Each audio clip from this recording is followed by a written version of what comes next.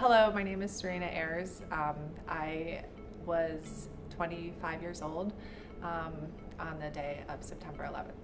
I'm Erin Bang, and I was 20 years old. Mr. Cosentino. I was junior in college, so I was 21 at the time when it happened. I was young, so young. But my name's Al Chaparino. I worked for the Passaic County Sheriff's Department at the time, and I don't know how old I was at that time. This can't be. That is nuts. All right, so now it totally makes sense to me. I was only 25. Where were you and what were you doing when you first learned of the terrorist attacks? I was in Washington, D.C. It was my second year teaching, and I had a class full of students. They had just come from a math class where they had been watching the news. So they told me that it had happened. I didn't believe them and kept on making them do their science class. And then the vice principal came around with a notice telling us, for us to read, and telling us it was okay to have the students watch the news. So at that point I knew it was real. I turned the news on and we watched the news. It was very scary because the students, some of them knew people that were working in some of the government buildings. Nobody was really sure who was safe and who wasn't safe. The cell phones were not working, so it wasn't easy to call each other and check in. So there was, it was a long day because there was so much uncertainty. I was at William Patterson. It was my junior year of college. I remember I was in biology class and I came down the stairs, and in the lobby, everybody was watching the TV in the lobby, and I saw the planes go into the buildings, and I just stood there in shock. And I was just looking around wondering what was happening. Where was I on 9/11? Yes. I'll tell you where I was. I was in college. I was at my athletic trainer's office getting treatment for a sports injury that I suffered during football camp. Is that a good answer? It was pretty good. I was in Patterson working, and as soon as the first plane hit, I got a call to report to the third office of the Sheriff's Department, and was deployed for security. I was here at High Point in the 200 hall, right outside of 207 and 209. On my way to, I'm not really sure where, I don't remember where, but I know I wasn't teaching that period, I had off, so I was walking in the hall, and it was a really nice day, so people had their doors open the way they do when it's warm, and I looked in room, what's now Miss McCarthy's room. It was Mrs. Henry's room then, and she had the TV on. We had these big clunky TVs mounted in the corner, and they were watching the Today Show, and the first plane had just hit the first tower when I ducked into the room and was watching the TV with them, with her class. Do you know anyone directly involved in either of the buildings, planes, or in the city, or involved in rescue? If so, what have they told you about their experiences? I knew one person that was there and was near one of the buildings and was able to get away from it, and just said that it was, really awful and loud and scary. Everybody was running, so that's all I know. I didn't know anybody involved in any way. I did not know anybody involved. However, I was in Maryland, and most people forget this, but there was an attack on the Pentagon. So I had some friends in college that knew people that may have been involved. Some family members that worked in and around DC and near the Pentagon. So, but me personally, I didn't have anybody. Yes, I have a personal friend, his mother, his brother, and his cousin were in the towers when it collapsed, and he lost them all. So I'm fortunate enough that I don't know anyone who was in any of the planes or at the Pentagon or in World Trade Center, but I do know people. My cousin, my second cousin actually, is married to someone who worked in one of the towers, but he wasn't at work yet when it happened.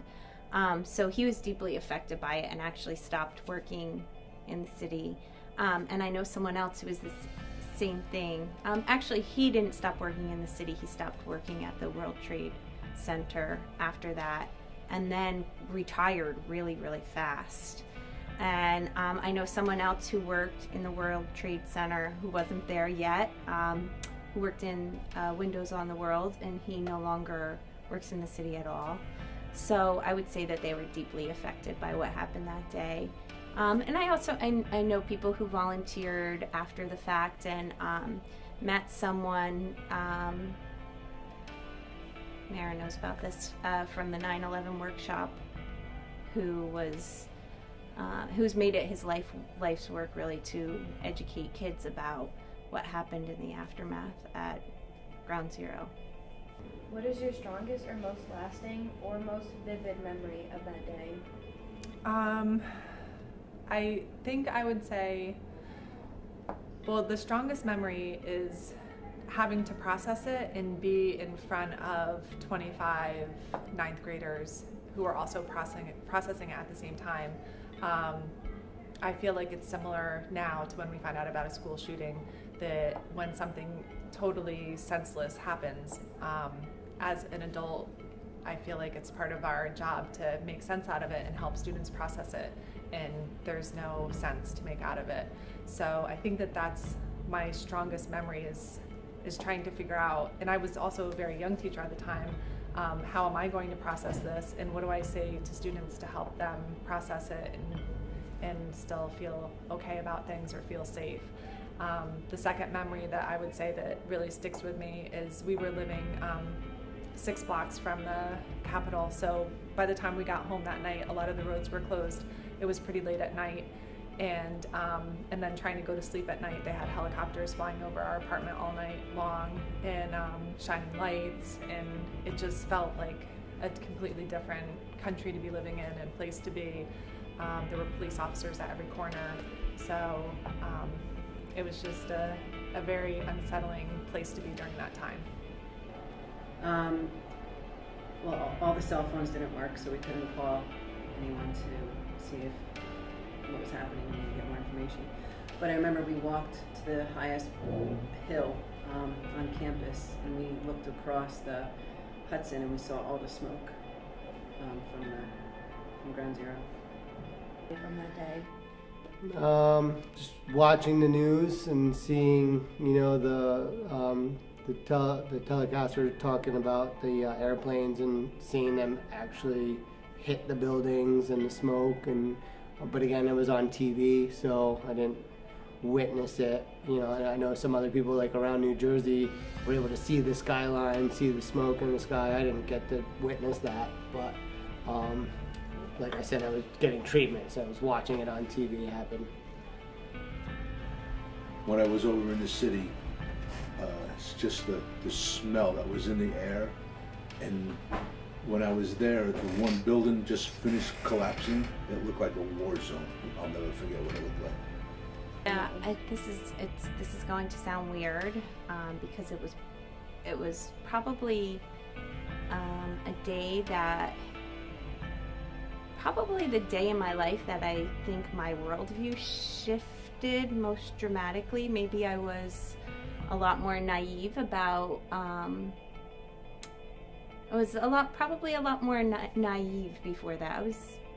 I was pretty young. I was a pretty new teacher, and it was actually my first year teaching here. It was like my first month teaching here. But the thing that I remember the most about it was how beautiful the day was, and how that juxtaposed with the awfulness of what happened. I mean, the day was, the sky was so clear, and it wasn't humid. It was like a perfect day, but it was not perfect at all. It was awful. What was your biggest fear on that day? Well, on that day, there was a third plane, and they had said that it was headed towards Washington, D.C., maybe the Capitol building, maybe the White House. The Capitol building was about 6 blocks from our house. And at that time, they never went back and explained that the plane that went down in Pennsylvania was the same plane that they thought was on its way to DC. So it was scary that something could happen to my husband or I, who were both living in DC. My brother was also living in DC with his wife at the time. So we were all there. And then, of course, all the people that we know in New Jersey that work in New York City. So I think the same fear that probably everybody had at that time, that somebody that we loved was going to be injured in that day's event. There were going to be more attacks. Just want to go home. Just that there were going to be more attacks. Nobody had any information. It was scary. I was 20. I didn't know what to expect. I was thinking, I knew my brother he would work in and out of the city from time to time, so I wasn't sure if he was like in the city that day or not. Luckily he wasn't, but so that kind of went through my head, was he in danger? Then I was thinking, this is not good, our whole country's under attack, and after one plane hit, then the next plane hit, then the Pentagon hit, then another plane in Pennsylvania, so it was just like all chaotic. So I was very concerned for our country and the safety of our country. That we would be attacked again while we were there.